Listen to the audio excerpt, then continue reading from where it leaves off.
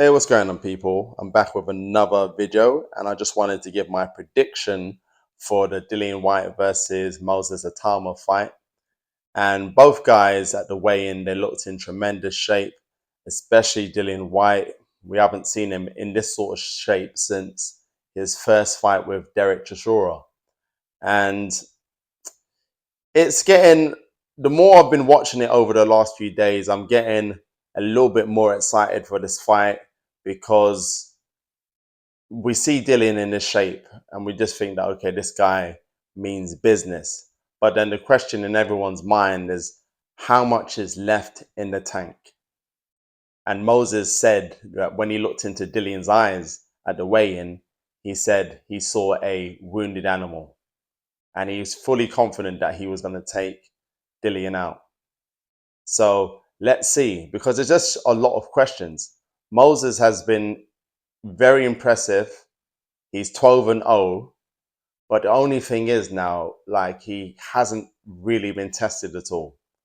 The last four opponents that Moses has had now, they were fighters who had over 20 fights. So fairly experienced fighters he's been up against, but no big names at all.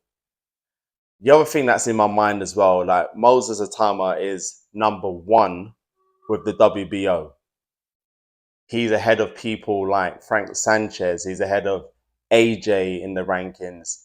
He's ahead of Jili Zhang in the rankings. But he's #1. He hasn't fought anyone else in the top 10, but yet he's #1. And the guys that he has fought to get to the #1 spot, they're not even in the top 10.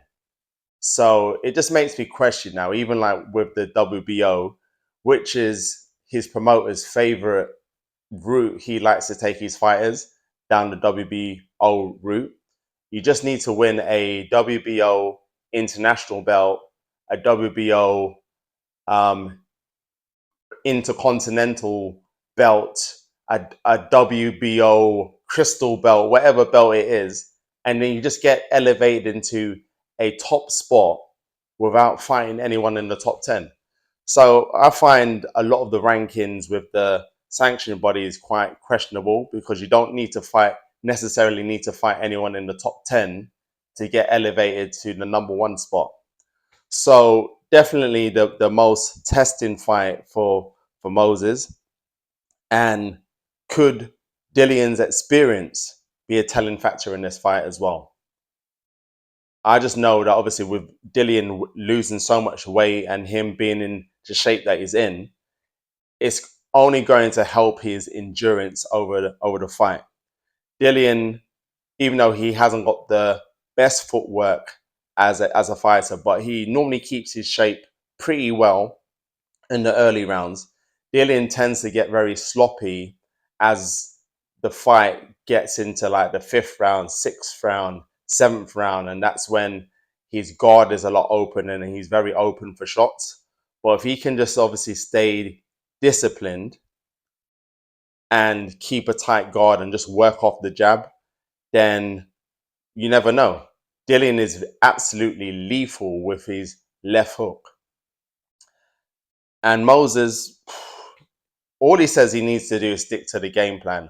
I just think that Moses's youth is obviously going to play a factor. His speed is also going to play a factor. And I think the longer the fight goes, and if Moses can obviously keep his concentration now, he should catch Dillian with something. I don't see Dillian getting knocked out clean, but I wouldn't be surprised if Moses wins by TKO within 7 rounds. All I know is that Dillian's not going to go down without a fight. All the guys that Moses has fought, like once he's kind of like had his way with them, there's not really that will and determination to try and win. And that's going to be there with Dillian. And we just got to see how Moses responds to that. So that's my prediction. Let me know your thoughts, what your predictions are for the fight as well. Don't forget to like the video, subscribe, and I'll see you on the next one. Peace.